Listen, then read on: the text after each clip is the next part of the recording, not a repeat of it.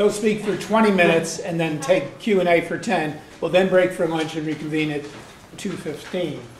Dr. Weitzner. Okay. Well, I'm following two difficult acts,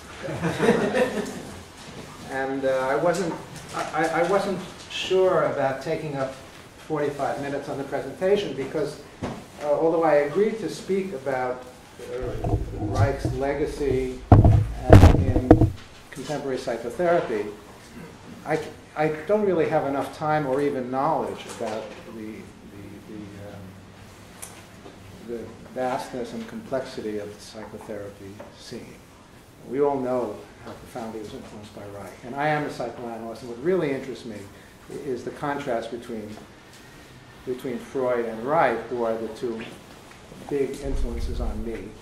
And of course, modern psychotherapy is still very influenced by both Freud and Reich. So what I want to do is go back to the history of the development of Reich's work out of Freud, and to give you my view as a psychoanalyst of what was really important about that from a psychoanalytic point of view, and then go a little bit into contemporary stuff, and then try to contrast the two men and their points of view and their theories and their techniques, and to see and to challenge you a little bit about what Reich may have given up when he departed so radically from Freud. So the first thing I want to say is that Reich completely revolutionized the way psychoanalysts looked at the whole question of character. That when Freud talked about character in his, I think it was 1908, Character and Anal Erotism was the name of the paper. And Freud had noticed, as an astute clinician, that there were certain patients who tended to have 3 or sometimes only 2 out of the 3, but there were 3 character traits which seemed to cluster together in certain kinds of patients. Stinginess, orderliness, and stubbornness. And he called, this was the so-called anal triad, and he noticed that these patients tended to have difficulty in their early history with toilet training, and that the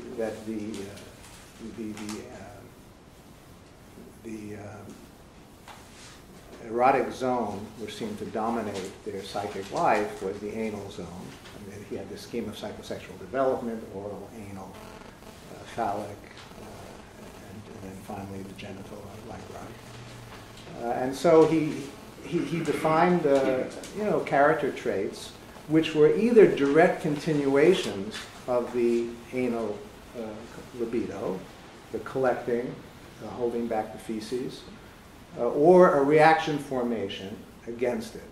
And this formed the character. But you couldn't do anything with it because it was just, you didn't know how to analyze it. You were just kind of stuck with it.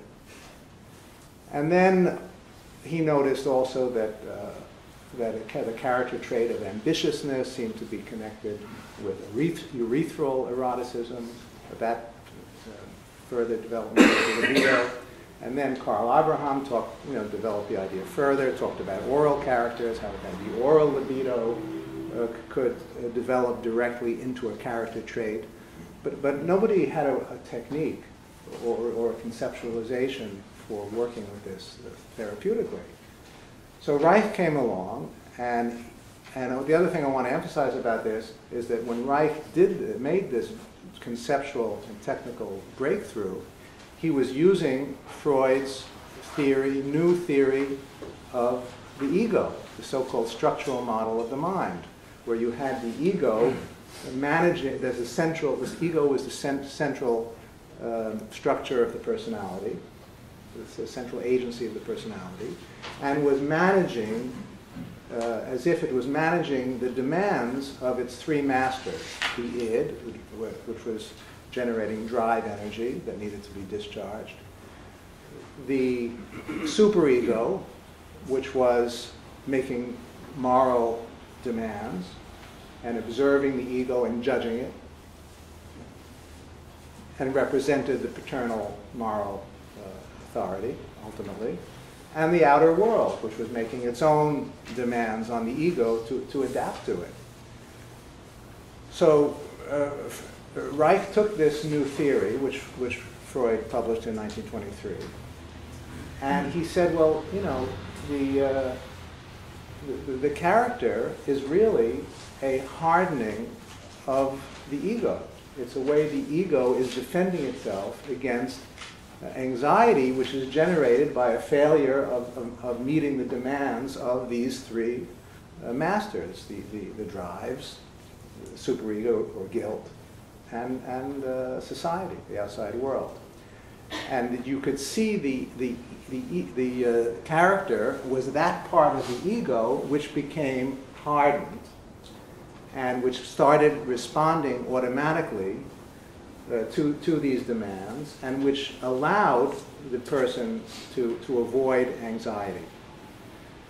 And this completely transformed the field of psychoanalytic therapy, because now you had because of Reich, you had a way of dealing technically with character, with a character trait, or even better, with a character style or a character structure, as Dr. Schiff, had described it as this complex interconnection of impulses and defenses, in which you have the famous diagram of the little arrows, bumping up against each other in character analysis.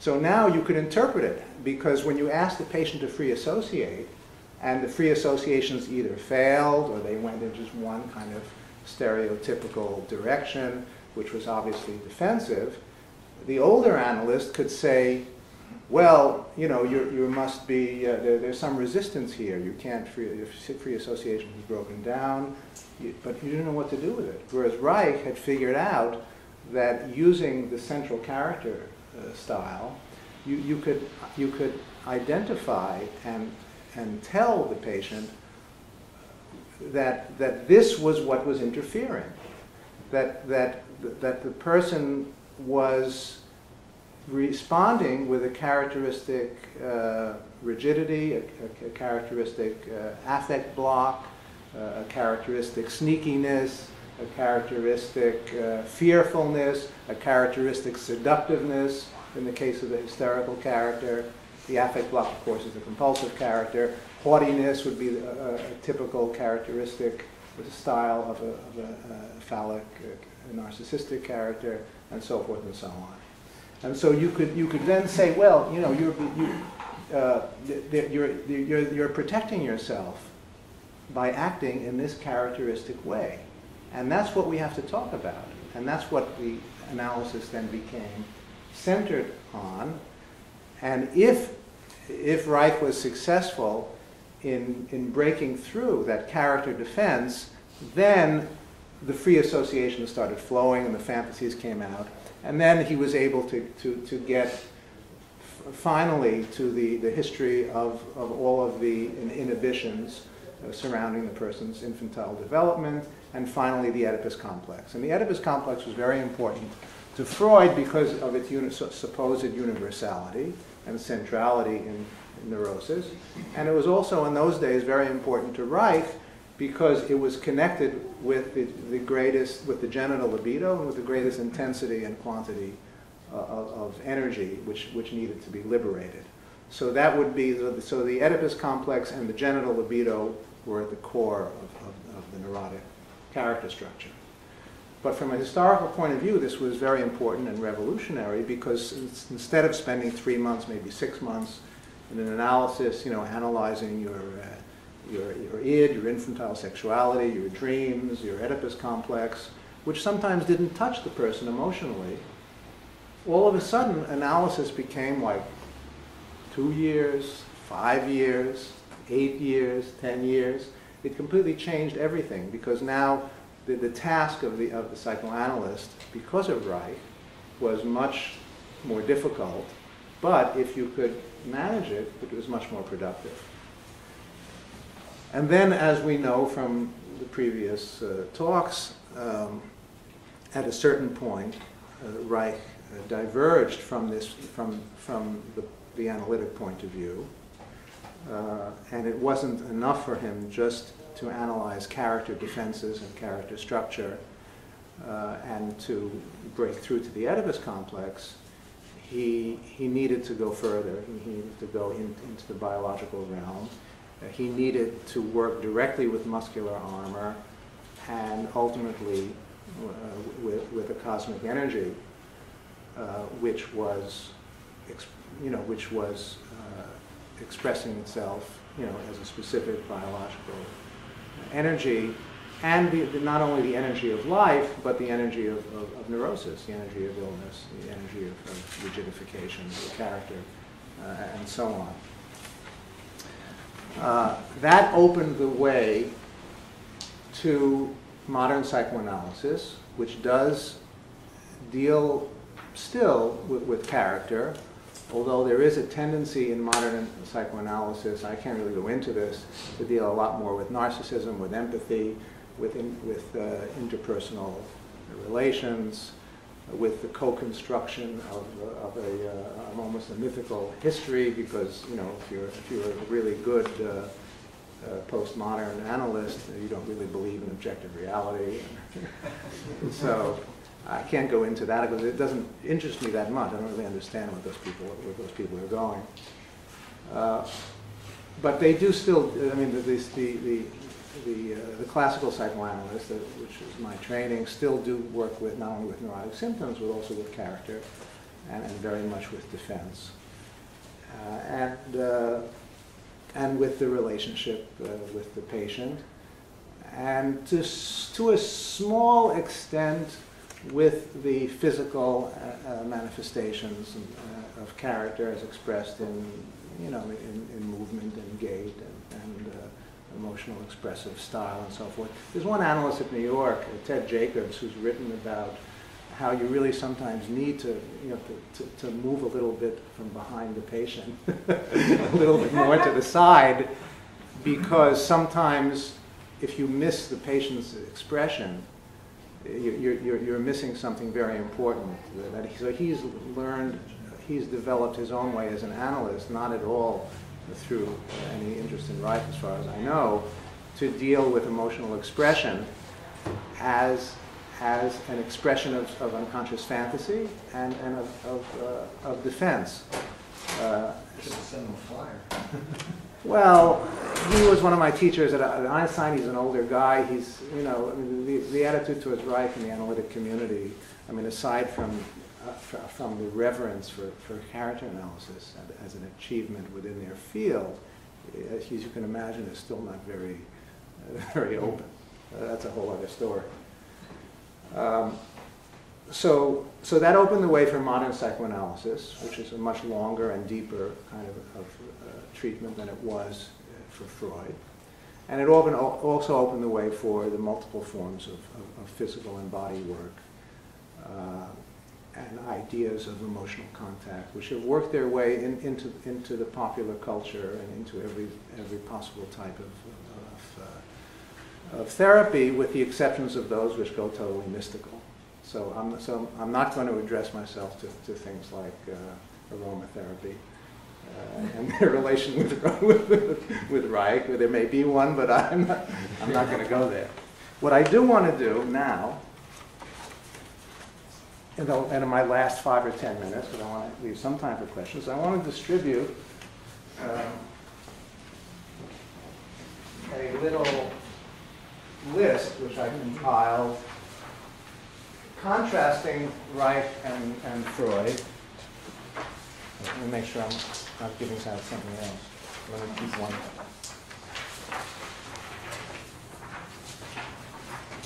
Okay. So I have a list which is not the last word. I mean, the list could have been much longer, and the characterizations of the two personalities, SF is Sigmund Freud and WR is, you know who that is, to show how the two men and their points of view and their technical approaches differed. I would say that Freud was a pessimist, He believed in the inevitability of evil in society, whereas Reich was an optimist and believed that if you could free the energy, then you could have, what he called work democracy, you could have a free society. Freud was an empiricist. He described things the way they saw them. Reich was an idealist. He tended to focus on what he saw in reality, which he thought was the essence and could be developed further. Freud was a Darwinian. He very much influenced by Darwin. He was even a Lamarckian. He even believed in the inheritance of acquired characteristics, much to the embarrassment of his colleagues who had discovered Mendel.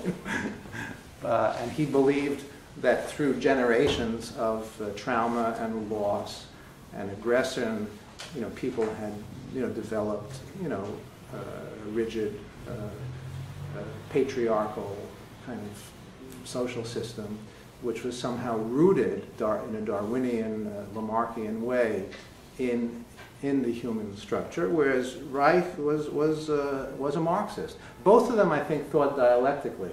But Reich remained, in some sense, a dialectical materialist, and Freud always remained a Darwinist. Freud was a pragmatist. He didn't think you could achieve everything you wanted to achieve in an individual treatment. Reich was a revolutionary. He wouldn't settle for anything but the total I think you've got utopian for that. Transformation of society. Don't I have utopian somewhere? Yeah, no, you said revolutionary. Oh, revolutionary comes later. Yeah, he was a utopian. He wanted society to be what it should be. Freud was a conservative, very, very much attached to culture and civilization, even though he recognized that civilization was antithetical to sexuality. He loved culture. Not that Reich didn't, but it wasn't for him the highest ideal the way it was for Freud. Reich was a revolutionary. He was willing to sacrifice culture and civilization if it would bring us closer to natural functioning. In drive theory, Freud was a dualist. He thought that libido and aggression were two independent drives, a unifying and loving erotic drive, and an aggressive, destructive, and sometimes self-destructive, often self-destructive drive. They were independent drives that both existed and had equal ontological status, let's say, but they never existed in pure culture. They were always alloyed together. So he saw human behavior as different alloys of aggression, destruction, and libido. Whereas for Reich, there was only one drive, and that was sex, libido, orgone. And it was not a hypothetical thing, but it was real. It was not chemical, but it was cosmic. It was orgone. It wasn't just in the nervous system, in the synapses. Now, Freud saw aggression as an innate destructive drive, whereas for Reich, aggression was not really a drive. Aggression was the very way in which life encounters the world. And if that is frustrated, then it can become anger, rage, destructiveness, and so on. But it was not a drive in the sense of a drive by definition, by Freud's own definition in 1905 in the essays on sexuality. A drive by definition is something which builds up inside until it reaches a level where it needs to be discharged. And that's not aggression. That's libido. The basic conflict for Freud was the ego versus the drives, whereas for Reich, you could say it was the drives versus the outer world. That famous chapter, wonderful chapter in character analysis on the basic conflict between need and outer world.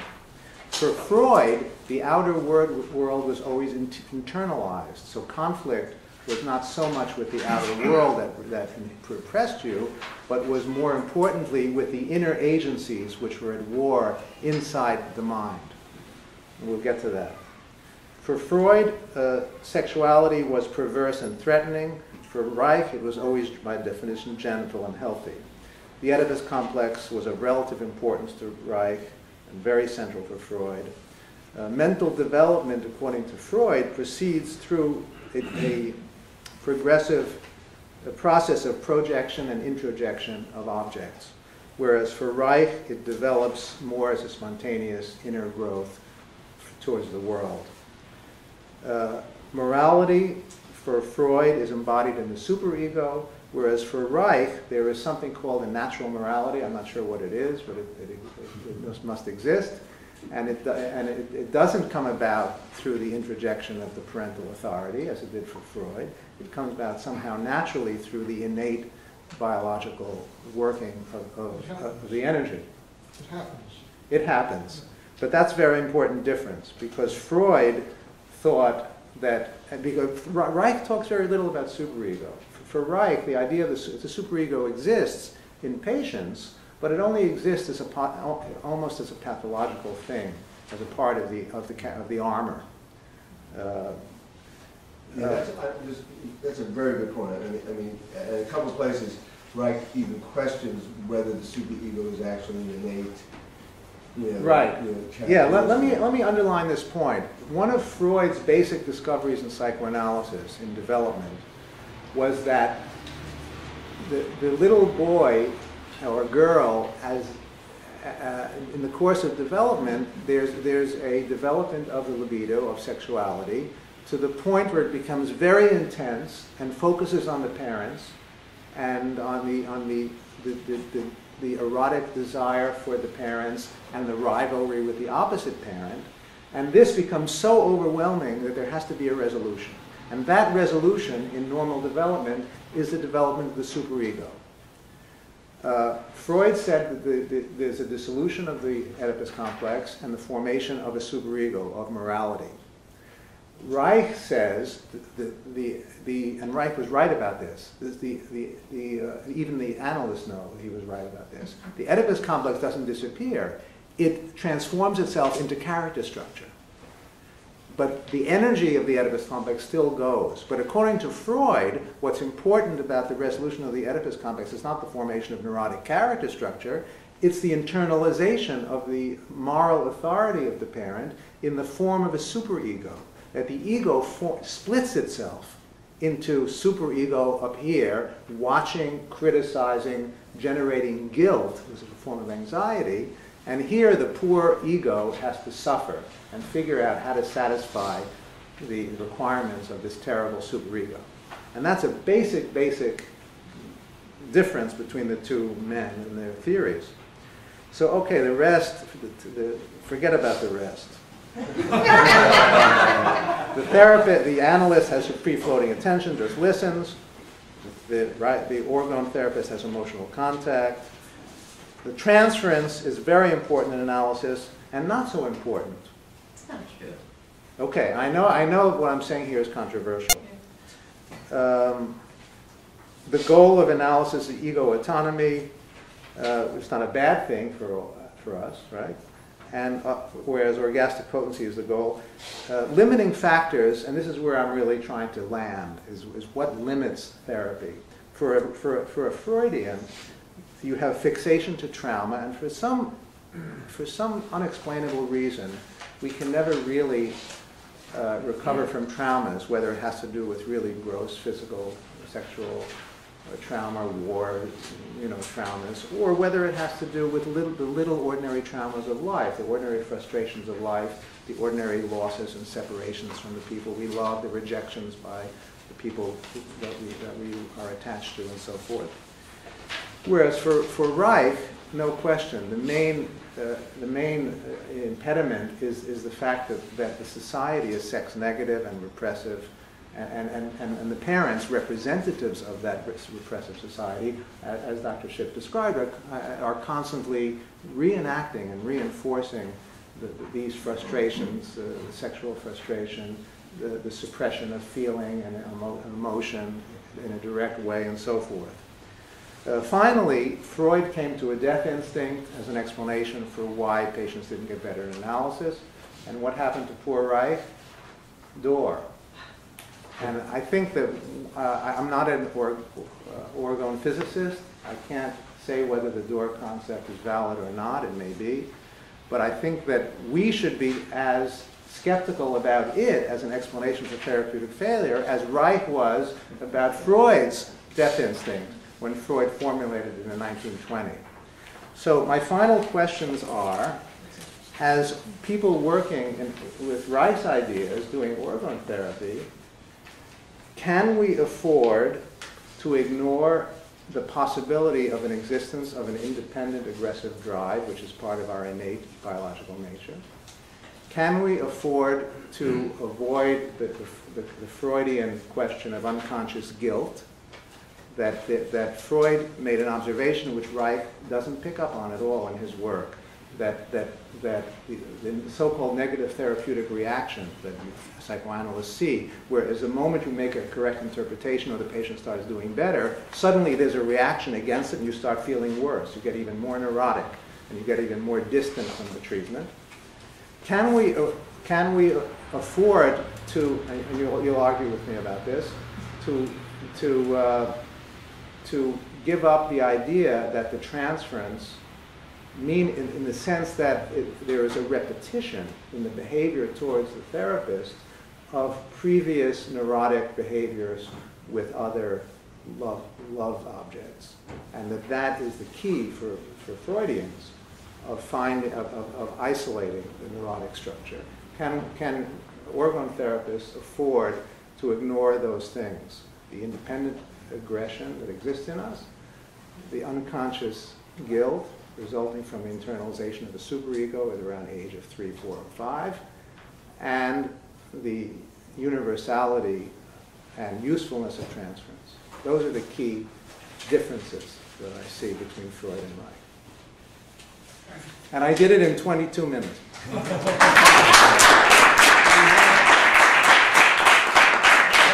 About 5 to 7 minutes of Q&A, and then we're going to take our lunch break. And before the therapists weigh in, because I'm sure they want to answer those questions, does anyone else want to ask a question of Dr. Weitzner? Go ahead, please. Maybe everybody else in the room knows this, but I don't. Can you explain door? Oh, I'm sorry.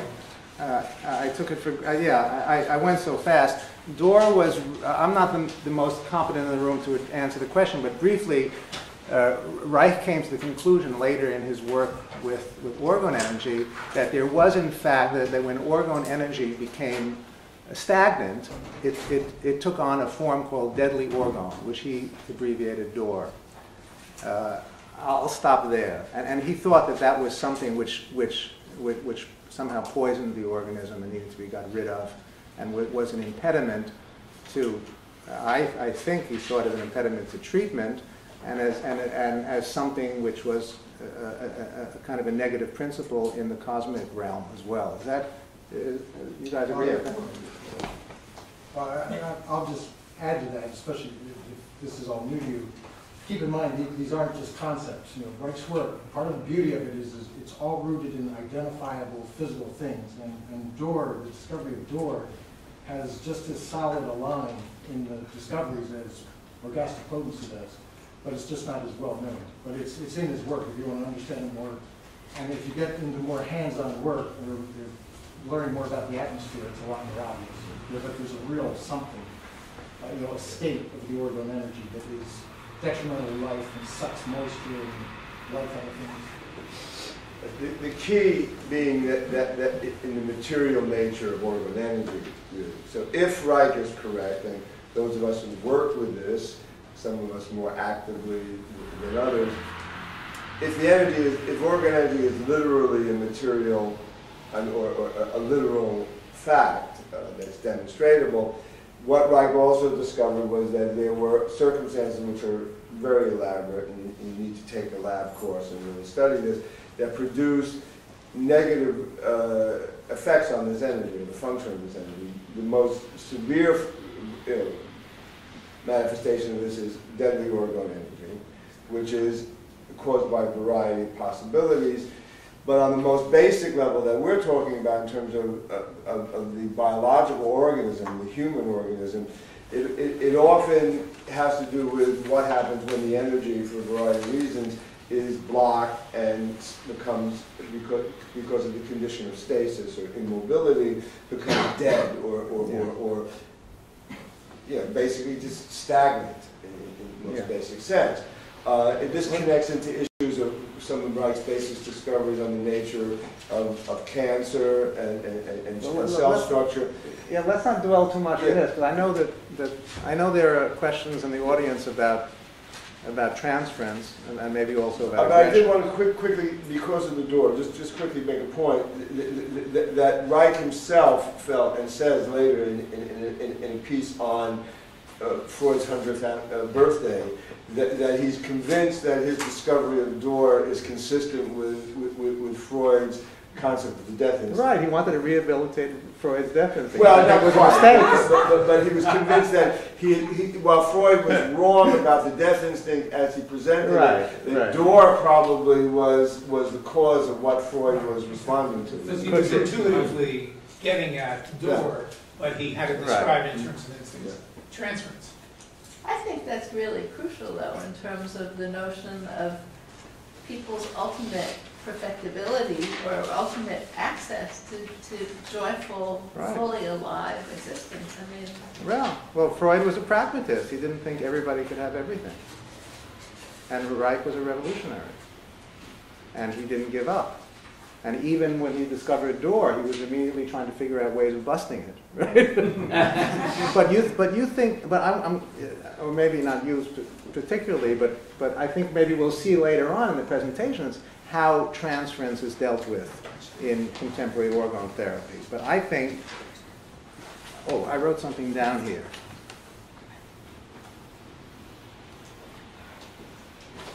I don't know. I mean, I thought in some of Dr. Lewis's remarks, it was clear that there's the assumption that one can have immediate emotional contact with a person's reaction, and Dr. Lewis sidestepped what a Freudian would ask immediately. Well, where is this reaction coming from? You see, I think the Kleinians have developed the idea that your countertransference is an automatic indicator of what the transference is, and that's a mistake. The Reichians, and I don't mind using the term, have the idea that if you have a healthy organism yourself, then you have immediate emotional contact, organotic contact with the patient, and you can sense somehow the armor and the blockage. Now that is, both the Kleinians and the Reichians are undoubtedly true to a certain extent, but the classical Freudian says, well, wait a minute, never assume anything. Wait to see what the patient's associations are. Or in the case of an orgone treatment, I would say, well, wait to see what the patient's reaction. Pose it as a question. Why is this happening between you and me? Or why is it that you're suddenly blocked about this? Or why? And then see what the patient says and does. Because sometimes associations don't come always in the form of verbal fantasies. They come in the form of what the psychoanalysts call acting out, or what an orgone therapist might see on the couch as a certain type of emotional expression or attitude. So, are you putting, just understanding your question or your comment, are you putting the verbal expressions as more primary than the energy? Not necessarily. A Freudian might, but I'm not saying that. What I'm saying is that there is a tendency in certain people, in people who explore beyond the free association realm, to assume that there's another golden road to inside the person's structure. And I'm saying that there isn't. That the Freudian waits to see what the next association will be. And all therapists, I would say, should wait to see what the next reaction is, whether you conceptualize it verbally or bioenergetically or whatever. But I think that I'm posing provocative questions, including the question of whether we ignore, as orgone therapists, whether we might be ignoring transference. There might be something going on unconsciously which is difficult to express verbally, and also, difficult to express energetically or affectively. Perceive. Yeah. To perceive, right. We're eating into lunch. We're eating into lunch, but... Let Dan have his, Dan, you have your last question and or comment.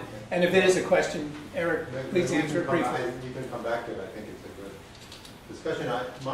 My reading of Reich, is that it's not ignoring transference, but it's just not seeing transference as the major or only modality via which therapy can proceed, via which Right. the unconscious can be revealed. So to ignore it is, I don't see, I think transference is occurring. Even Reich would say Right. transference is occurring not only in the therapy, but it's transferring, it's happening all the time. Right. But is it the only modality? Is Right. it the only way to move into the character, to understand, to bring insight Right. into the character? And I would say that it isn't. And yet, I agree, we can't ignore it. Well, let me just end on this one note. There's a functional identity between character armor and muscular armor. A functional identity between what is said verbally and what is expressed affectively, bioenergetically. Okay? But there's a footnote in character analysis, I forget where it is, where Reich says, I've come to the conclusion that the great majority, the great quantity, preponderant quantity of energy is locked up in the muscular armor and other deep biophysical processes, and only a tiny fraction in what is psychological and characterological. And therefore it behooves us to work in the former and not so much in the latter.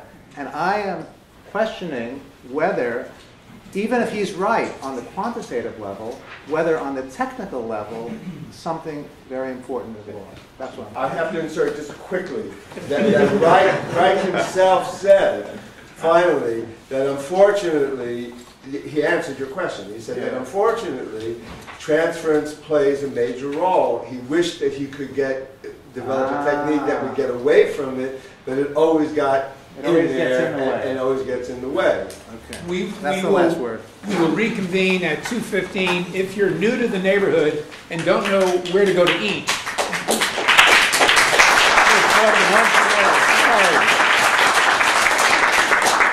if you're new to the neighborhood, don't know where to go to eat. When you leave the building, just go to the right 2 blocks to Hudson Street. Plenty of restaurants. 2:15.